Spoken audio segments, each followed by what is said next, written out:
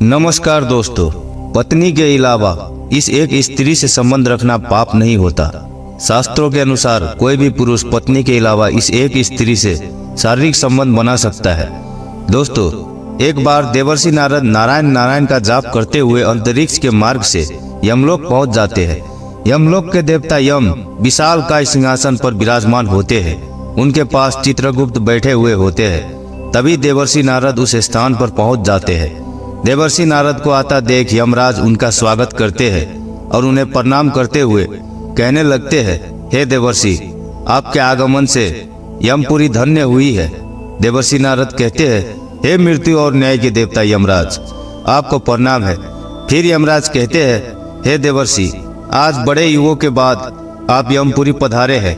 अवश्य ही कोई महत्वपूर्ण कारण होगा।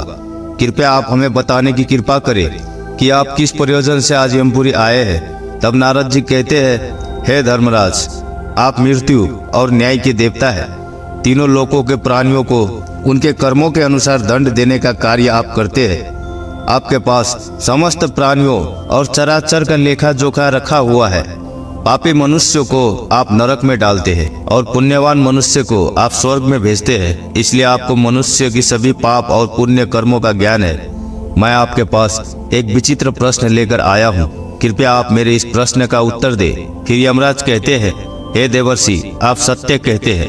हमारे पास तीनों लोकों के प्राणियों का लेखा जोखा रखा हुआ है, क्योंकि प्रभु ने हमें यही कार्य सौंपा है। हम प्रभु के आदेश से ही मनुष्य के पाप और पुण्य कर्मों के आधार पर उन्हें दंड देते हैं। हे देवर्षि, आपके मन में जो भी प्रश्न अथवा शंका है, आप निसंकोच होकर पूछिए। हम अपने सामर्थ्य के अनुसार उनका समाधान अवश्य करने का प्रयास करेंगे।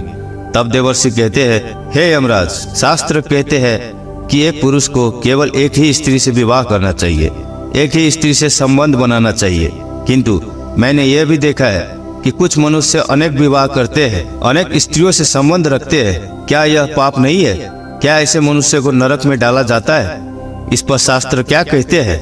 क्या कोई मनुष्य अनेक स्त्रियों से विवाह कर सकता है? कृपया आप मेरी इस शंका को दूर करें।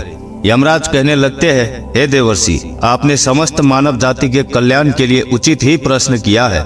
संसार में मनुष्य एक से अधिक विवाह कर सकता है या नहीं, इसका उत्तर देने से पूर्व मैं आपको एक कथा सुनाता हूँ। इस महान कथा में आपको सभी प्रश्नों के उत्तर मिल जाएंगे, इसलिए आप इस कथा को ध्यान से जरूर सुने। जो भी इस कथा को ध्यान से सुनता है, मैं उसके 32 अपराध माफ करता हूँ। फिर नारद जी कहते हैं, हे धर्मराज, आप उस कथा को अवश्य कहिए, मैं उसे ध्यान से पूरा सुनूंगा। तब यमराज नारद जी को वो महान कथा सुनाते हैं। प्राचीन काल की बात है। मध्य देश में एक अत्यंत शोभायमान नगरी थी। उस नगरी के एक अत्यंत गुणवान, बलवान और रूपवान राजा थे, जिनका नाम था धर्मपाल। महाराज धर्मपाल एक न्यायप्रिय राजा थे। उनकी प्रजा उनके न्याय से अत्यंत संतुष्ट रहा करती थी। राजा भी अपनी प्रजा का अच्छी तरह से देखभाल करते थे। प्रजा का सभी जरूरतों का अच्छी तरह से ध्यान रखते थे। महाराज की सुकन्या नाम की पत्नी थी, जो अत्यंत सुंदर, गुणवान, चरित्रवान और पवित्र नारी थी। महाराज धर्मपाल और रानी सुकन्या बहुत ही दयालु स्वभाव के थे। वे हर प्रकार के यज्ञ, दान, धर्म तथा अनुष्ठान किया करते थे। उनके साम्राज्य में सब कुछ था, किंतु केवल एक कारण से महाराज, महारानी और प्रजा दुखी रहते थे। महाराज को कोई संतान नहीं थी, जिससे महाराज दुखी और चिंता में रहते थे। प्रजा को भी महाराज की ऐसी दशा देखी नहीं जा रही थी। कितने ही प्रयास करने पर भी महाराज को कोई संतान नहीं हो रही थी।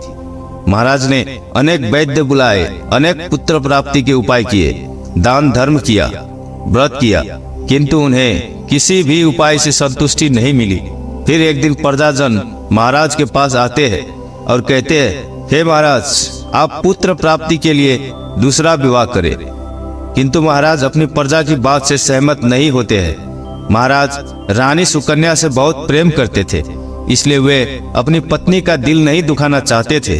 तथा महाराज शास्त्रों का भी ज्ञान रखते थे कि एक पुरुष को केवल एक ही स्त्री के प्रति एक निष्ठ रहना चाहिए। एक पत्नी के होते हुए कभी दूसरी स्त्री के पास नहीं जाना चाहिए। जिस प्रकार से एक मादा पशु के साथ दो नर पशु नहीं रह सकते, ठीक उसी प्रकार से एक पुरुष के साथ दो स्त्रियां कभी खुशी नहीं रह सकती। जो पुरुष एक पत्नी होते हुए भी दूसरी स्त्री से संबंध रखता है वो घोर पाप करता है और नरक में ही गिरता है। इसी कारण से महाराज दूसरा विवाह नहीं करना चाहते थे। फिर प्रजाजन महारानी के पास जाकर उनसे आग्रह करते हैं कि वे महाराज को दूसरा विवाह करने के लिए मनाए। तब रानी सुकन्या भी प्रजा के दुख समझती है और महाराज के पास आकर कहने लगती है, हे स्वामी, आप कृपया दूसरा विवाह कर लीजिए। हमारे राज्य को भविष्य में एक राजा की आवश्यकता पड़ सकती है। फिर महाराज रानी को भी मना करते हैं और कहते हैं, हे प्रिय, यदि मैं दूसरा विवाह भी कर लूंगा तो मैं पाप का भागी बन जाऊंगा, मुझे नरक में ही जाना पड़ेगा। और तुम बताओ, क्या तुम मेरे दूसरे विवाह से खुश रह पाओगी? तब रानी कहती है, हे स्वामी, आपकी खुशी में ही मेरी खुशी है। मैं मेरी सौतन को अपनी बहन मानकर प्यार दूंगी। कृपया आप संकोच ना करें, मुझे इससे क्षण मात्र भी दुख नहीं होगा। मैं आपको विवाह के लिए सहमति देती हूँ। तब महाराज कहते हैं, हे देवी, किंतु मुझे उस पाप से कौन बचाएगा जो एक स्त्री के होते हुए भी दूसरी स्त्री के साथ संबंध रखने से मिलता है। इस पाप से कोई मुक्ति नहीं है। मैं ऐसा घोर अनर्थ नहीं करना चाहता। उधर स्वर्ग लोक से महाराज के सभी पूर्वज इस घटनाक्रम को देख रहे होते हैं। वे अपने पुत्र के ऐसे व्यवहार से अत्यंत दुखी हो जाते हैं। यदि महाराज को पुत्र नहीं होगा तो कुल का विनाश हो जाएगा। इसी भय से सभी पूर्वज बहुत दुखी हो जाते हैं। फिर एक दिन सभी पूर्वज महाराज के सपने में आकर उन्हें दर्शन देते हैं और कहते हैं, हे पुत्र, तुम्हारे कारण हमारी दुर्गति हो रही है, हमारे कुल का विनाश हो रहा है। तब महाराज अपने पूर्वजों से कहते हैं, हे महात्माओं, मैंने ऐसा कौन सा पाप किया है जो आप सभी इतने दुखी हुए हैं? आपकी आत्मा की शांति के लिए जो भी उपाय हो वह मैं अवश्य ही करूंगा। तभी वे पूर्वज कहने लगते हैं, हे पुत्र, हमारी मुक्ति का एक ही उपाय है, वह है तुम्हारी संतान। यदि तुम पुत्र को जन्म नहीं दोगे तो तुम्हारे साथ साथ हमें भी नरक में जाना पड़ेगा। हमारा संपूर्ण कुल और वंश नष्ट हो जाएगा। इसलिए हे पुत्र, हम तुमसे विनती करते हैं कि तुम दूसरा विवाह करो। पुत्र के बिना मनुष्य को सद्गति प्राप्त नहीं होती है। पुत्र ही अपने माता पिता का उद्धार करता है, उन्हें मोक्ष दिलाता है। जब वह श्राद्ध करता है तो हमारे पाप नष्ट हो जाते हैं। जब वह पृथ्वी लोक पर दान धर्म करता है तो हमें स्वर्ग लोक में भोजन की प्राप्ति होती है। इसीलिए हे पुत्र, तुम शीघ्र ही पुत्र की प्राप्ति के लिए कोई उपाय करो। अपने पितरों की बात सुनकर भी महाराज दूसरा विवाह करने के लिए तैयार नहीं होते हैं। फिर सभी पितृगण दुखी होकर यमराज के पास जाते हैं और उनसे विनती करते हुए कहते हैं, हे धर्मराज, कृपया हमारे कुल की रक्षा कीजिए। हमारे पुत्र की कोई संतान नहीं है और संतान के बिना हमारा कुल नष्ट हो जाएगा।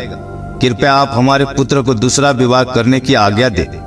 फिर यमराज कहते हैं, हे महात्माओं, मैं अवश्य ही तुम्हारे पुत्र को समझाऊंगा और उसे पुत्र प्राप्त करने के लिए प्रेरित करूंगा। ऐसा कहकर यमराज पृथ्वी लोक पर आते हैं और एक साधु का रूप धारण करके महाराज धर्मपाल के दरबार में जाते हैं। उन साधु को देखकर महाराज धर्मपाल अत्यंत प्रसन्न होते हैं और उनका आदर सत्कार करते हैं। फिर उससे पूछते हैं, हे महात्मा, आप कौन हैं? किस प्रयोजन से आप हमारे इस राज्य में पधारे हैं? आपके मुखमंडल का तेज देखकर यह प्रतीत होता है कि आप अवश्य ही कोई बड़े तपस्वी हैं। तब वह साधु उस राजा से कहते हैं, हे वत्स, मैं साक्षात यमराज हूँ। तुम्हारे पूर्वजों के द्वारा प्रार्थना करने पर ही मैं स्वयं तुमसे मिलने के लिए आया हूँ। वह साधु महाराज से कहते हैं, हे वत्स, तुमने अपने पूर्वजों को रुष्ट कर दिया है, जिससे तुम्हारा सारा साम्राज्य नष्ट हो जाएगा। पुत्र के बिना तुम्हारी दुर्गति हो जाएगी, तुम्हें कभी मोक्ष की प्राप्ति नहीं होगी। शास्त्र कहते हैं कि मनुष्य को मोक्ष प्राप्ति के लिए पुत्र को जन्म अवश्य देना चाहिए। फिर महाराज कहते हैं, हे धर्मराज, मैं विवश हूँ। मैं दूसरा विवाह करके पाप का भागीदार नहीं बनना चाहता। इससे अच्छा है कि मैं पुत्रहीन होकर जीवन व्यतीत करूं। यमराज कहते हैं, हे वत्स, तुम्हारे न्याय प्रिय आचरण से और अपनी पत्नी के प्रति एक निष्ठ को देखकर मैं अत्यंत प्रसन्न हूँ। किंतु हे धर्मपाल, एक मनुष्य दूसरा विवाह अवश्य कर सकता है, इसमें कोई पाप नहीं है। यदि किसी पुरुष की पत्नी उसके दूसरे विवाह के लिए सहमति देती है तो वह पुरुष दूसरा विवाह निश्चित ही कर सकता है, इसमें कोई पाप नहीं है। शास्त्र कहते हैं कि यदि एक पत्नी से पुत्र की प्राप्ति नहीं होती है और उसकी पत्नी उसे दूसरा विवाह करने की अनुमति देती है तो उसे दूसरा विवाह करने में संकोच नहीं करना चाहिए। साक्षात धर्मराज के द्वारा ऐसे वचन सुनकर महाराज अति प्रसन्न हो जाते हैं और यमराज को धन्यवाद देते हैं। फिर यमराज उस स्थान से अंतर्ध्यान हो जाते हैं। महाराज धर्मपाल अपनी पत्नी सुकन्या के पास जाते हैं और उससे दूसरा विवाह करने की अनुमति मांगते हैं तो महारानी सुकन्या उन्हें दूसरा विवाह करने की अनुमति दे देती है। तब महाराज दूसरी स्त्री से विवाह कर लेते हैं जिससे उन्हें सुंदर पुत्र रत्न की प्राप्ति होती है और उधर स्वर्ग लोक में सभी पूर्वज भी आनंदित हो जाते हैं और यमराज का बार बार धन्यवाद करते हैं। तो दोस्तों, इस प्रकार से धर्मराज ने नारद जी को स्त्री और पुरुष के विवाह और आचरण संबंधी महत्वपूर्ण ज्ञान दिया है। आपको यह कैसी लगी कमेंट करके जरूर बताएं। जानकारी अच्छी लगी तो वीडियो को लाइक करें, साथ ही चैनल को सब्सक्राइब करें और कमेंट में जय श्री राम अवश्य लिखें। आप सभी का धन्यवाद।